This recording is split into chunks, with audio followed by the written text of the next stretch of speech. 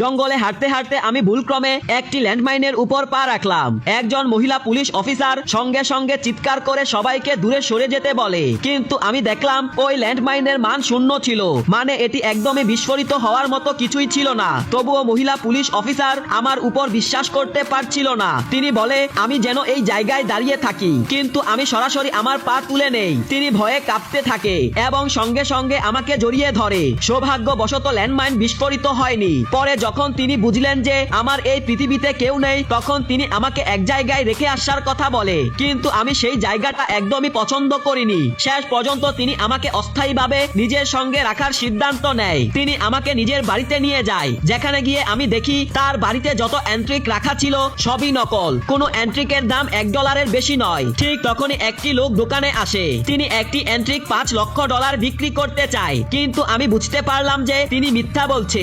আসলে সেটির দাম শুধু $8। আমি তাকে বাহিরে বের করে দিতে যাচ্ছিলাম, তখন আমার চোখে পড়লো একটি এন্ট্রিকের দিকে, যা কোনো দাম দেওয়ার মতো না হলেও এটি খুব মূল্যবান ছিল।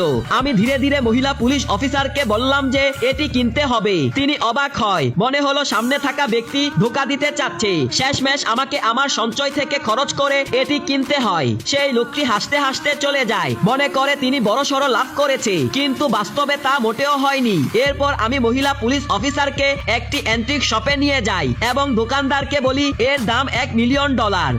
অন্য ক্রেতারা এটি কিনতে রাজি হয় না। ঠিক তখনই সেখানে একজন ধনী ব্যক্তি আসে। তিনি এটি কিনতে ইচ্ছুক এবং নিজের ব্যাংক কার্ড থেকে $1 মিলিয়ন দেয়। সবাই অবাক হয়ে যায়, কিন্তু তিনি মহিলা পুলিশ অফিসারকে হুমকি দেয় যদি এটি বিক্রি না হয় তাহলে তিনি ফিরে এসে সমস্যা করবে। পরের দিন মহিলা পুলিশ অফিসারের কাছে তার ফোন আসে, কিন্তু এবার তিনি জানালেন এই এন্ট্রিকটি $1 মিলিয়ন বিক্রি হয়ে গেছে।